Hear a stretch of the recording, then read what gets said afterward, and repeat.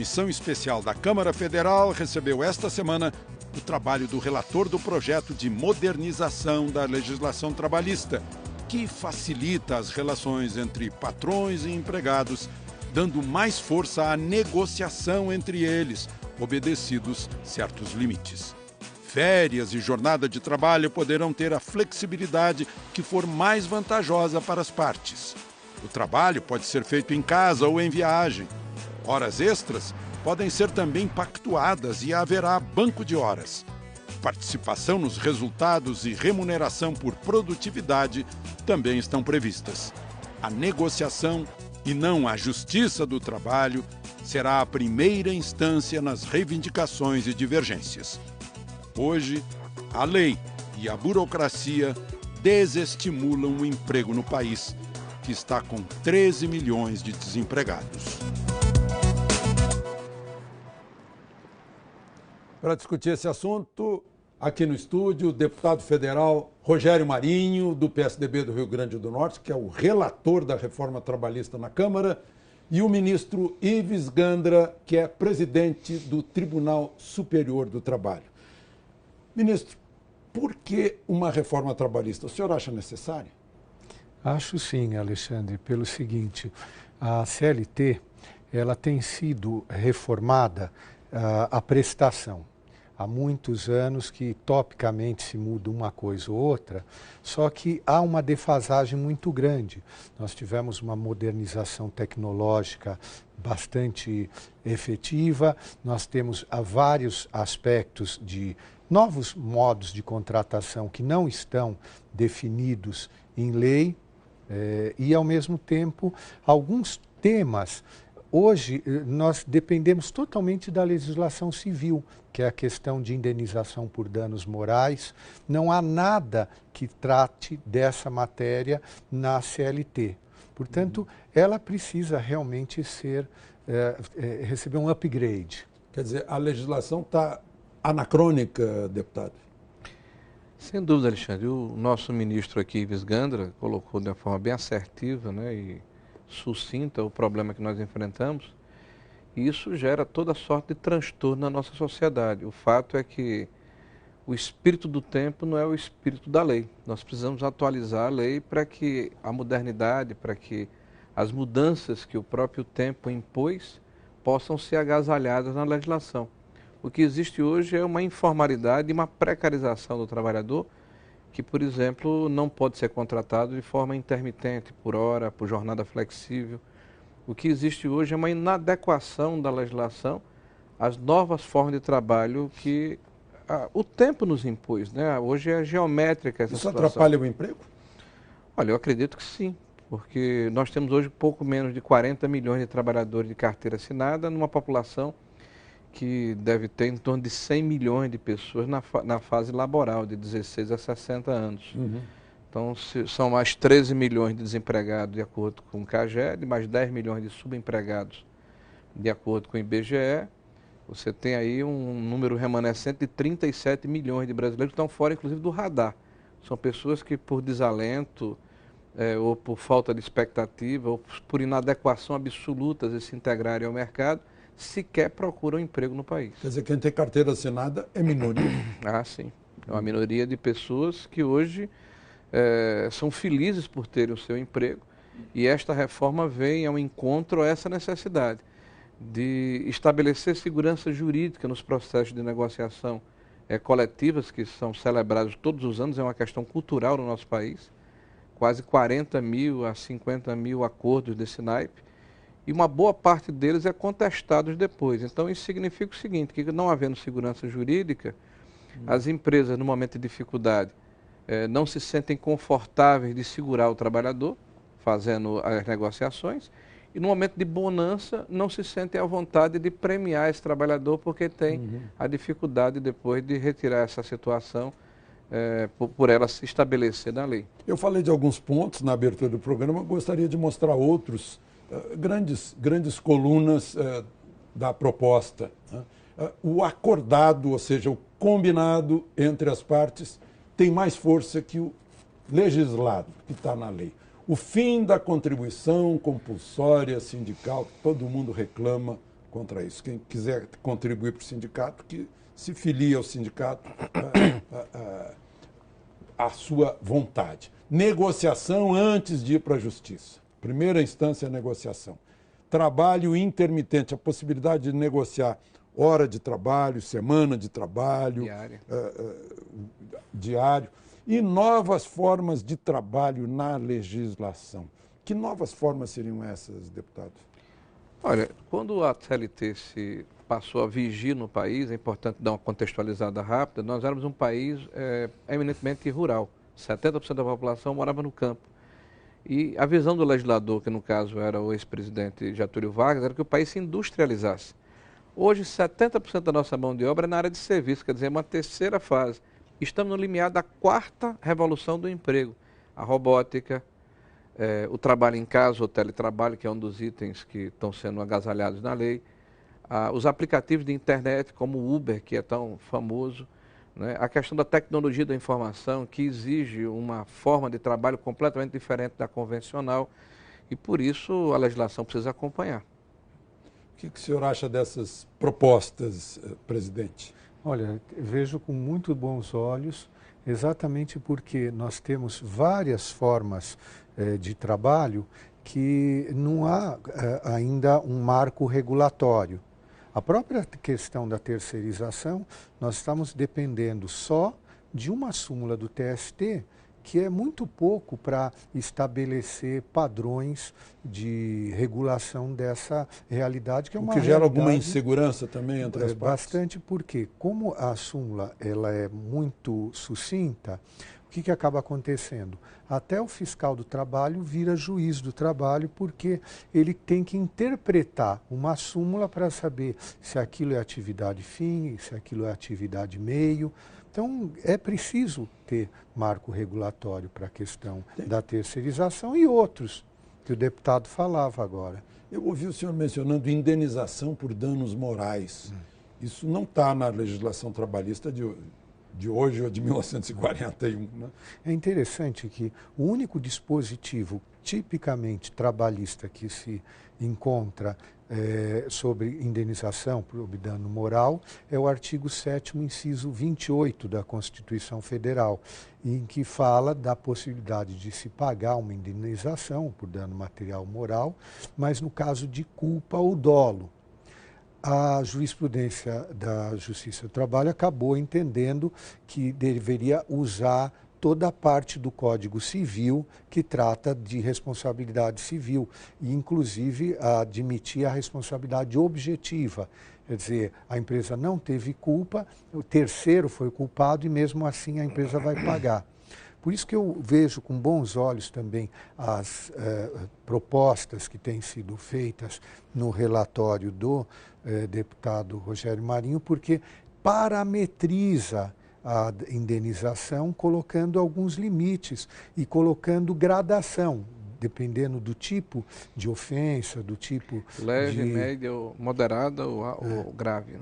E colocando limites, porque muitas vezes o que acaba acontecendo?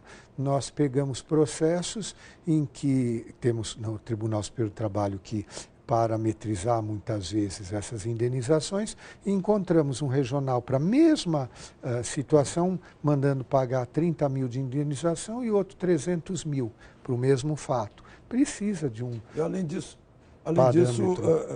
há informações sobre a proposta de reforma da Previdência de que ia causar desemprego e tal. Eu queria... A gente pediu perguntas pelo Twitter e as pessoas responderam, mandaram muitas perguntas, a produção escolheu algumas. Aí do Paulo, o que tem sido proposto pode prejudicar o trabalhador, achatar salários em todos os níveis, causar fuga dos empregos formais para a informalidade? Essa é a expectativa? Olha, de jeito nenhum. Primeiro, os direitos do trabalhador, os direitos individuais básicos, fundamentais, estão garantidos na Constituição de 1988, no seu artigo 7º. Que é a lei maior, não tem como mexer com mais de nisso. 30 incisos. Isso é uma lei ordinária. Então, mesmo que quisesse não há essa intenção, não haveria nenhuma possibilidade de se agredir o direito do trabalhador. Quanto à questão da informalidade, que eu acho que talvez seja a acusação mais forte, que é a precarização, Só na questão do trabalho intermitente, Alexandre, no único segmento que é a Abrazel, que é a Associação de Bares e Restaurantes, se estima que com a instituição desse marco legal, nós temos a formalização de mais de 2 milhões de trabalhadores no Brasil.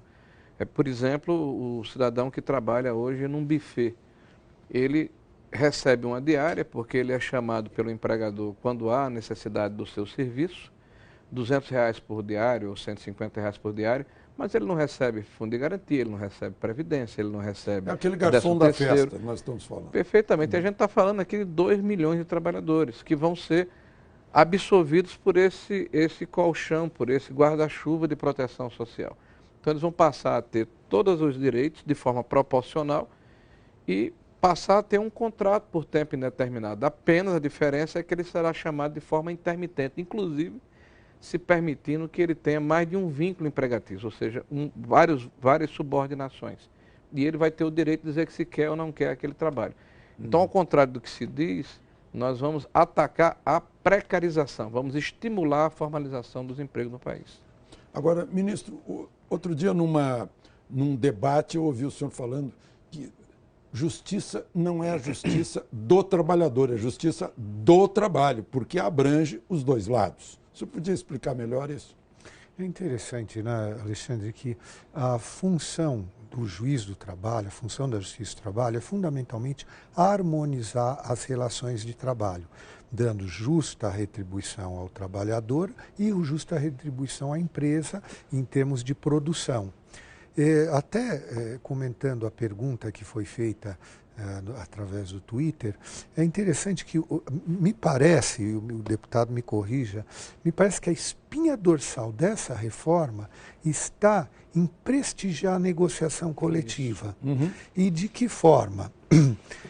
O patrimônio jurídico, o conjunto dos direitos do trabalhador, esse não vai ser afetado.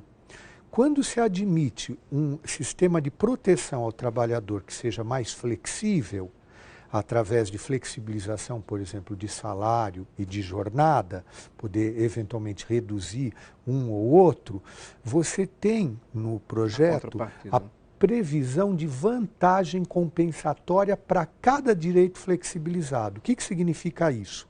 Que no momento que de crise econômica você não tem como dar integralmente o valor da inflação em termos de reajuste, a empresa vai ter que dar uma vantagem compensatória. Então, reduzir a jornada de trabalho, ou preservar o emprego. Preservar o emprego, a garantia de emprego. Às vezes, eu vou dar um reajuste maior no auxílio alimentação. Quer dizer, de tal forma que diminui um pouquinho aqui, aumenta lá, e no total, o patrimônio jurídico do trabalhador como um todo, tá intacto, ele sempre sai preservado. Uhum. Essa flexibilidade com vantagens compensatórias previstas, você consegue dar uma proteção real e não uma proteção de papel. Agora, o senhor fala da justiça do trabalho, os juízes do trabalho como harmonizadores, e o deputado lembrou de preservação do emprego, mas eu vejo a Associação de Magistrados da Justiça do Trabalho se manifestando contra a reforma e dizendo que ela é geradora de desemprego. Eu gostaria de saber do senhor deputado, mas logo depois dos comerciais a gente já volta.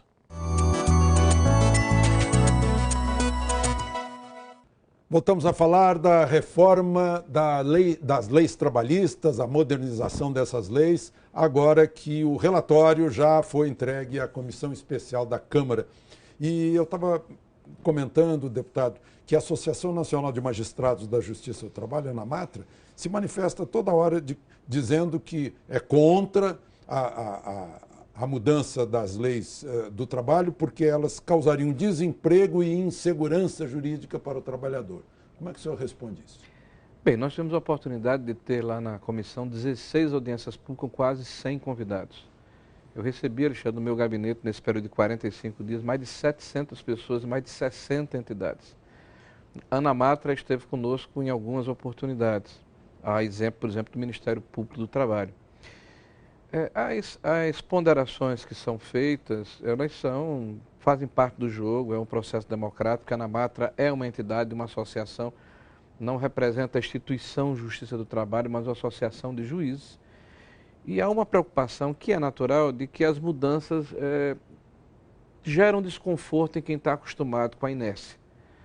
É evidente que a insegurança jurídica existe hoje pelo número de acordos e de convenções que são contestados judicialmente e são, inclusive, recepcionados pelo juiz de primeiro e de segundo grau.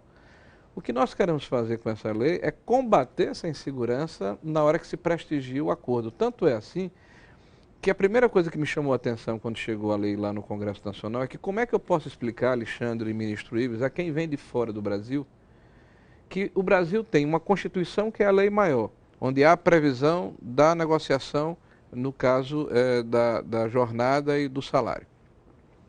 A CLT vai na mesma linha. Uhum.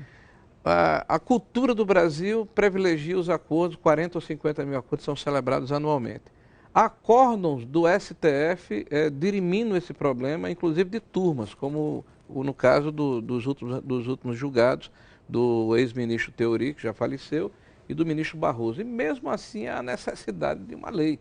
Então nós estamos, dentro do projeto que apresentamos hoje, dando a segurança jurídica, buscando inclusive o texto do enunciado do STF, onde há a prevalência do acordado sobre os termos iniciais do contrato, desde que não se agrida à Constituição, ou seja, aqueles direitos indisponíveis que são citados no artigo 7º. Presidente, o que pode mudar na Justiça do Trabalho com a nova legislação trabalhista? Sempre que se dá maior segurança jurídica às empresas, aos sindicatos, aos trabalhadores, diminui naturalmente o número de ações. Então nós confiamos muito em Nós somos os campeões mundiais de ações? Disparado. De longe. 3 milhões de ações o ano passado, só no ano passado. 3 milhões para cima, quase 4, né, ministro? Não, ficou um pouquinho abaixo de 3 milhões. Mas isso, para nós, com o número de juízes que temos, fica difícil, às vezes, dar uma resposta rápida. Por isso, tudo que na reforma signifique simplificação do processo, simplificação dos recursos, vai fazer com que o trabalhador possa receber aquilo que ele tem direito rapidamente e também as empresas não ficarem com a espada de Damocles na cabeça, esperando uma hora em que elas vão ter que pagar e às vezes a conta vem bastante salgada. Eu gostaria de mostrar uma outra pergunta que a produção escolheu, que veio pelo Twitter. A pergunta é de Hélio Castro. A modernização da legislação trabalhista não deveria estar acoplada a uma forte modernização da educação profissional? Aí vem ensino técnico de novo, ensino profissional, né? Necessário para aprimorar a qualidade da mão de obra. Olha, a produtividade brasileira é uma lástima em relação a outros países do mundo, né? O governo... Produtividade do trabalhador trabalho, brasileiro. Né? Porque no campo a gente está vendo aí mais um recorde, né? de grãos. Né? Há ilhas de excelência no nosso país, é um fato, mas de maneira geral a nossa produtividade é muito ruim comparada com outros países do mundo, né? O governo Temer começou ano passado um projeto importante de reestruturação da educação pela reforma do ensino médio, onde se privilegia a possibilidade de que o estudante tenha a escolha para um curso técnico que o possa levá-lo para o mercado de trabalho. É o início de um processo. Agora, não podemos ficar aguardando que o processo educacional se estabeleça, que isso é uma situação a médio e longo prazo. Nós precisamos corrigir distorções que existem no mercado agora e no mundo do trabalho. O ministro Ivens falava da questão do conforto que a justiça pode e deve ter na hora em que há uma simplificação, inclusive se estabelecendo filtros que nós propusemos no nosso projeto. Eu tenho ouvido na rua, pesquisa minha, todo mundo está satisfeito se acabar o imposto sindical obrigatório. O que o senhor acha, presidente? Eu sou um defensor de que nós, numa eventual reforma sindical, acabemos não só com o imposto sindical, mas também com a unicidade sindical. Quer dizer, o certo seria a fonte de renda do sindicato ser, por um lado, a mensalidade que cada associado paga, mas também criar uma contribuição sindical negocial para a negociação coletiva e que não fosse obrigatória. Assistencial, né? E só vão se beneficiar, por exemplo, de decisões da justiça aqueles que forem associados. Hoje nós temos a chamada substituição processual do trabalhador pelo sindicato, só que ela é muito ampla. Se nós limitássemos essa substituição aos associados, o que ia acontecer? Os sindicatos que conseguem defender bem os direitos do trabalhador iam ter muitos trabalhadores querendo se filiar. Portanto, mudar o modelo, não um modelo impositivo, mas um modelo de competição entre os sindicatos, aquele que oferecer melhores serviços vai ter maior número de associados. Agora, deputado, flexibilizar férias, horário de trabalho, isso é novidade para o Brasil, né? Isso já existe no mundo que produz mais do que a gente, né? Na verdade, já é permitido nas convenções e acordos. O que nós queremos dar é segurança jurídica. Agora, nós avançamos porque estabelecemos isso na própria CLT. Agora, você, de forma individual, pode recepcionar, por exemplo, o fracionamento em 3 períodos, respeitado um período de 14 dias e o dos outros 2 um mínimo de 5. Né? Nós avançamos no processo negocial. Nós, inclusive, retiramos da CLT, Alexandre, um anacronismo assim, gritante, que você, acima de 50 anos de idade, não poderia fracionar suas férias. E mulher? A empregada mulher parece que ainda é uma dependente do marido? Na CLT também, que nós extinguimos agora, a mulher não pode litigar sem assistência do seu marido. E se ela trabalhar num local em que o patrão é o pai dela, o marido ou o irmão, ela não precisa ter condições de trabalhos adequados e sanitários adequados. São letras mortas, é verdade, mas mostram a necessidade de se fazer uma modernização no processo de uma lei que tem 70 anos. Deputado, muito obrigado. Presidente, muito obrigado. Infelizmente, nosso tempo se esgotou, mas foi não o suficiente para esclarecer todo mundo, né? Porque são tantas as novidades, mas mostrando que estamos num caminho de modernizar e atualizar as nossas leis trabalhistas. Se você gostou do programa e quiser fazer alguma crítica ou sugestão, entre em contato conosco pela Central de Atendimento ao Telespectador no telefone 4002-2884 ou pela internet no falecomaglobonews.com.br. Na próxima semana, outro tema de interesse nacional. De Brasília, Alexandre Garcia.